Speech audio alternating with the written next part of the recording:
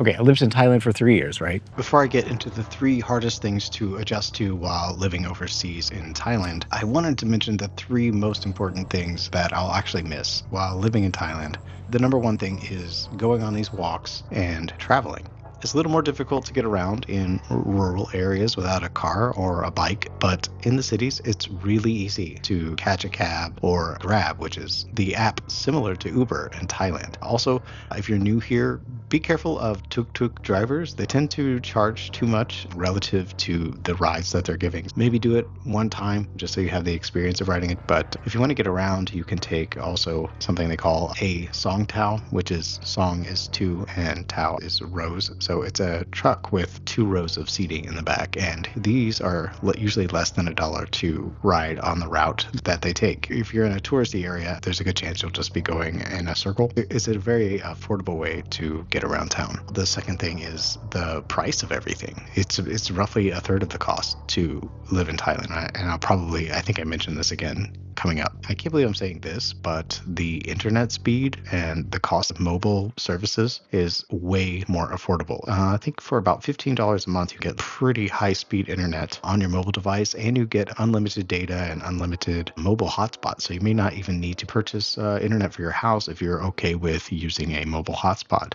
Otherwise, the internet for your house is also very fast, especially if you go ahead and sign up with True. Just good to know that True is faster, and AIS is the other one. It tends to be a little bit slower, but still comparable to maybe the speeds in America. This last thing that I'll miss is something I didn't take advantage of as much as I'd like. It could be seen as a downside since most people don't have washing machines and the ones that don't have dryers, but it's really easy to have someone else do your laundry for you just for a few dollars. So there's these like laundry places and cities and stuff where you can just drop your clothes off. Someone will actually do your laundry. And so if you're staying in a hotel in Bangkok or in a touristy area, there's a good chance there's a laundry place right outside of your hotel. You just walk over there and give them your laundry, and they'll tell you when you can pick it up, usually the next day, and what time. And that's just a few dollars, maybe $5 or something like that to do a load of laundry. And they do have regular laundry mats. And also, if you live in a rural area like I do, then there's a good chance that there's somebody in your neighborhood, you might have to ask around, that will come to your house and pick up your laundry for you and then bring it back all folded and nice and done. So these services do exist in America, but they're so much more expensive. Not everybody has time to do their own laundry because of the work hours in Thailand, so it is very common for this to be done. I did want to mention maybe a little bit more about traveling, because you can fly from one area of Thailand to another area of Thailand for less than $100 would be the max. And this is like last minute. I want to fly from the north of Thailand to the south of Thailand, and it's going to be $100. You can get it as low as $50, maybe even lower, $25. And it's so much easier to fly in the local airports as long as you're not leaving the country. It's really easy to just go in, get a ticket, get on the plane, and just go. And it's like riding a bus almost. You just go and get the ticket. Speaking of which, riding a bus in Thailand, I've done it a few times. It's very affordable. So if you are on a budget, then riding a bus across the country is not a bad idea, except that it's difficult to navigate this kind of thing. So it's very good to have someone that speaks Thai with you, because not everybody speaks English, and it is a bit tricky if you don't know where to get off or which stop or how to communicate where to get off, because there are a lot of extra stops. It's difficult. It's difficult, but it can be done. I've seen people do it. I've done it with the help of my wife, but I would avoid riding the bus unless you're just really sure where you want to go and you know in advance and you can tell them, and just have them remind you, show it to them in Thai so they know.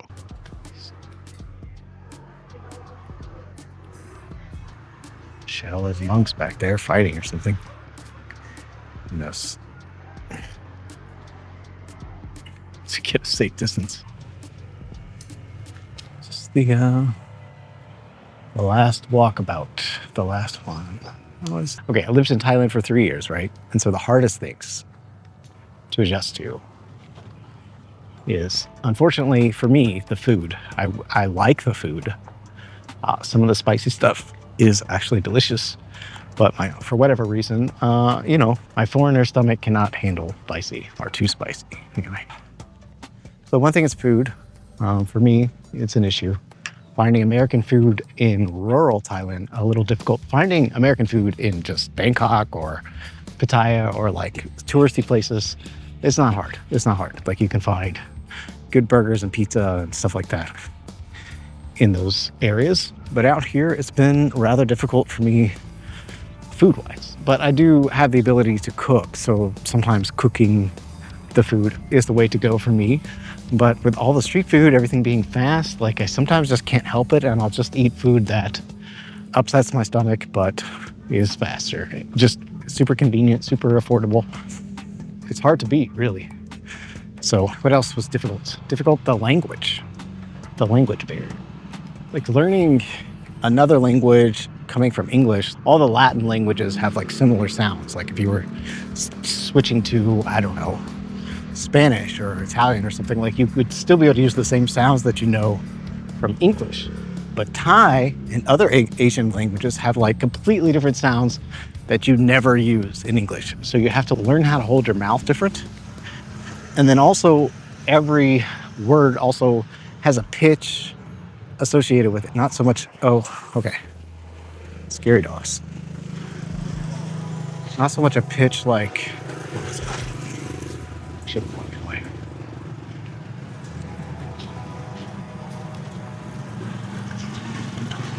Oh. Hello, Cup. This guy is scary.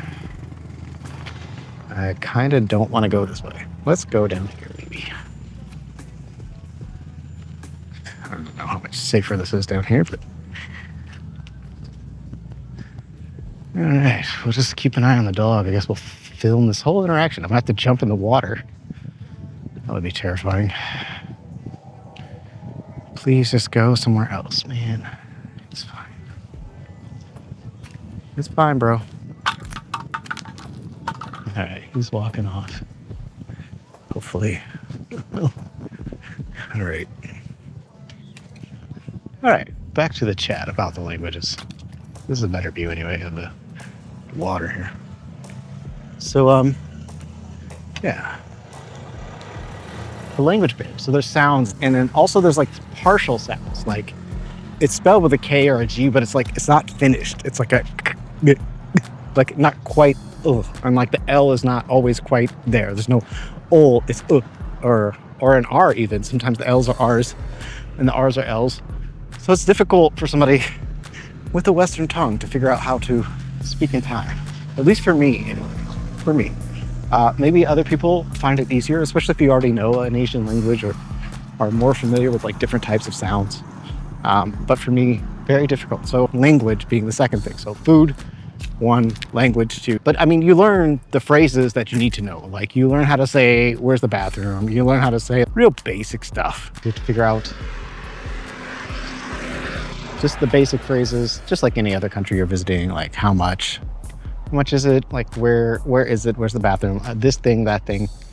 You know, you still learn how to say them.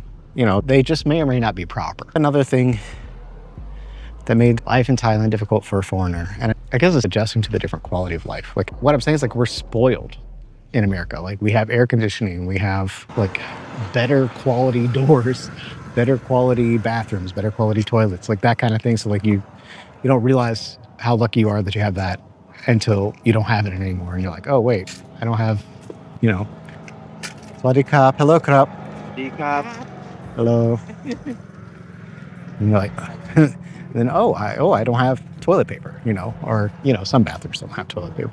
Or you have to pay for it. Pay for toilet paper separate. Like, you have to pay a little bit to go to the bathroom in some places. You know, you just take all of this for granted that, like, we have it everywhere in the U.S. So I think that's it. The quality of life, you know, it's not always like that. Like there's definitely places that you can go that are equivalent to Western society, and the great thing about it is it's about a third of the cost. So you can live in an equivalent life for about a third of the cost, and if you were really being affordable, you could live like maybe as low as a tenth, as low as a tenth.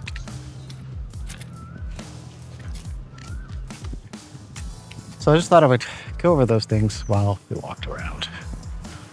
And just kind of got one last good take of all of this nature. That is the thing that's nice. There's a lot of public parks in Thailand that are, I wouldn't say kept up completely, like they're not completely kept up, but like they have, a lot of them will have exercise equipment. There's a lot of lakes like this and ponds that you can walk around, like tracks, trails, stuff like that. Like there's all kinds of things that are good about Thailand. Like I'm sort of leaving that out. Maybe I should go over the 3 things that I miss. The 3 things I'll miss are like being able to live affordably, like people liking me because I'm a foreigner. I mean, there are people, don't get me wrong, that don't like you because you're a foreigner, but 9 times out of 10, like people are extra nice to you, which I don't think is necessarily true in the States or pretty much anywhere else.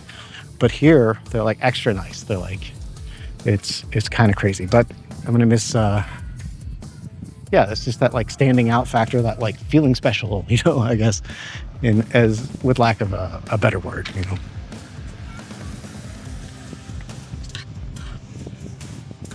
Yeah. What else we got?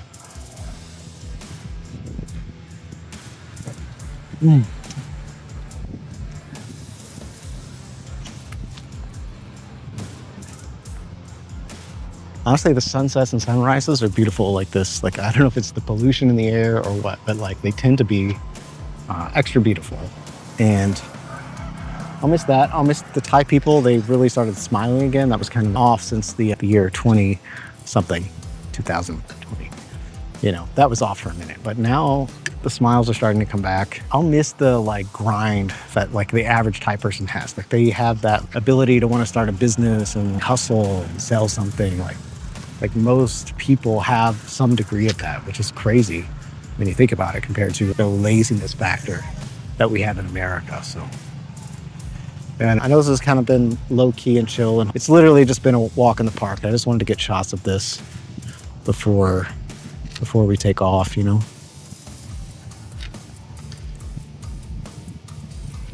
It's just beautiful, right? Forgot to mention I'm Jakey Wakey, an artist, musician, content creator, podcaster. If you're a content creator and you need help getting unstuck or just more ideas on creating content, check out the podcast Being a Creator. And if you're wanting to know more about the kind of video editing I do, I've got a playlist for how I edit this footage in DaVinci Resolve using the Osmo Pocket 3.